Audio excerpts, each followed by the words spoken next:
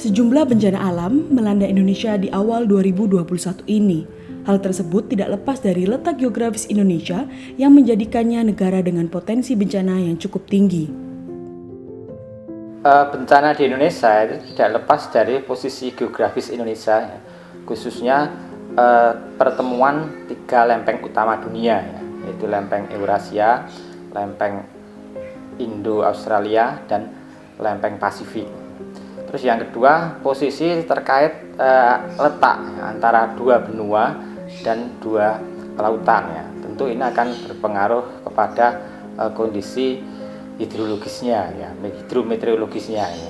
Jadi kalau yang pertama itu mengakibatkan yang posisi lempeng tadi itu mengakibatkan Indonesia banyak memiliki gunung api, ada 127 gunung api di Indonesia. Terus kemudian ada 295 sesar aktif yang sudah dipetakan di Indonesia. Nah, ini menjadikan Indonesia sangat rawan sekali terhadap kebencanaan geologis. Yang kedua, terkait dengan posisi dua samudra dan dua benua tadi, Indonesia menjadi rawan dengan potensi kebencanaan akibat hidrometeorologis. Sementara sebenarnya proses alam itu sudah berlangsung jutaan tahun lamanya. Nah, ini yang ada beda persepsi di sini, sehingga seolah-olah bahwa saat ini muncul banyak sekali kebencanaan.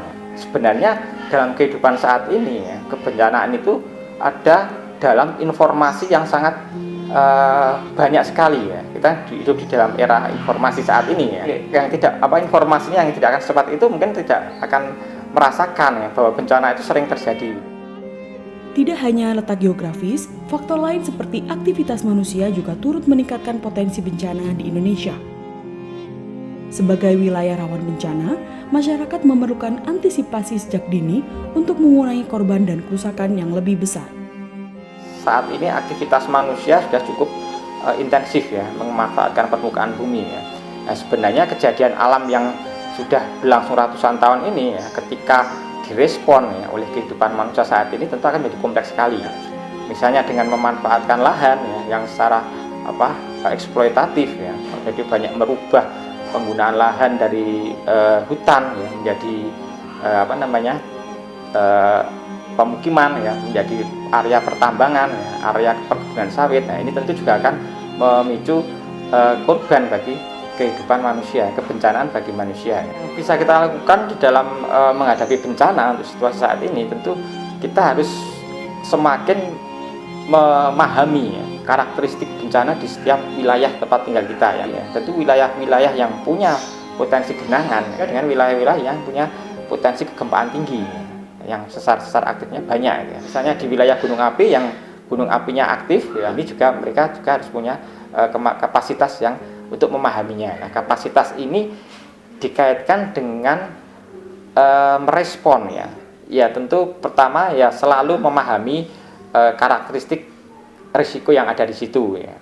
Terus yang kedua selalu mematuhi aturan-aturan, regulasi-regulasi yang sudah ditentukan pemerintah, khususnya dalam hal tata ruang yang sudah disusun khususnya untuk meminimalkan timbulnya korban dan kerusakan.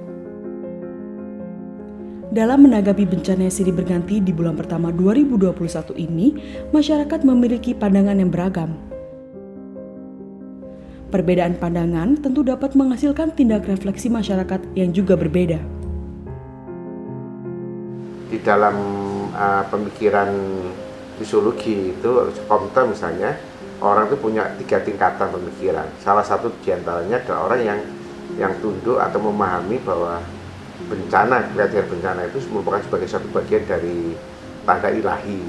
Sebenarnya dianggap juga sebagai bagian dari pembalasan dari yang ilahi dan seterusnya, sebagai bencana seperti itu. Tetapi bagi orang-orang yang tingkatannya lebih tinggi lagi, yang sebenarnya pemikiran positivistik, melihat itu bencana sebagai dikaitkan dengan pemikiran-pemikiran akademis. Ini yang menjadi yang di Indonesia masih kurang.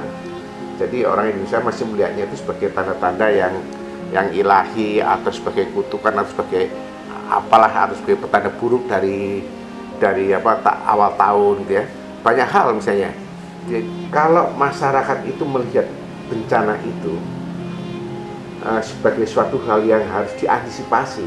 Kalau orang positif kan melihatnya begitu, dia akan mencari penyebabnya, maka dia akan mengantisipasi bencana itu, ya kan? Tetapi kalau dia hanya menganggap itu sebagai suatu akibat dari perbuatan atau akibat dari pertanda, dia sebagai pertanda buruk tadi, maka dia mengalami kurang reflektif. Nah, kurang reflektif, kemudian apa yang terjadi? Mereka selalu abai, selalu ya sudah, itu memang takdir ya. Kan sudah takdir ya sudah, tidak ada keinginan untuk mencegah. Seandainya daerah ini rawan longsor karena kerusakan hutan, maka saya melarang daerah itu untuk ditebang dan seterusnya. Ini yang harus dilakukan, tetapi ini yang ternyata tidak dilakukan, gitu ya.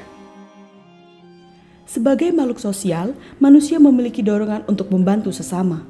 Penggalangan dana yang kerap kali dilakukan merupakan salah satu perwujudannya. Selain itu, pembenahan manajemen risiko sangatlah penting untuk masyarakat dengan potensi bencana yang tinggi. Jadi roh masyarakat itu pada dasarnya nanti, kalau kita menyadari roh masyarakat itu apa?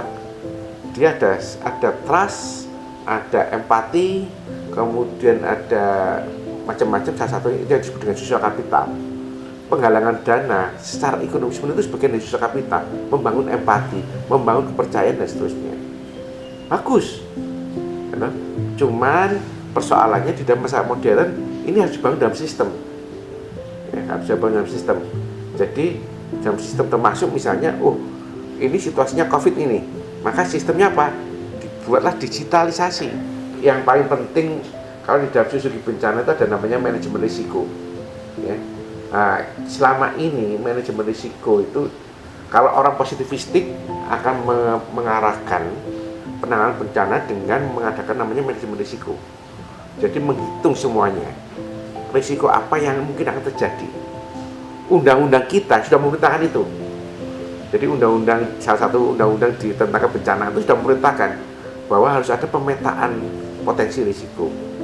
Kemudian ada pendidikan tentang mitigasi kebencanaan dan seterusnya itu. Nah, ini yang seharusnya jangan dilihat bencana itu sebagai suatu petanda buruk, tetapi dilakukan kemampuan reflektif untuk mengembangkan manajemen risiko ini.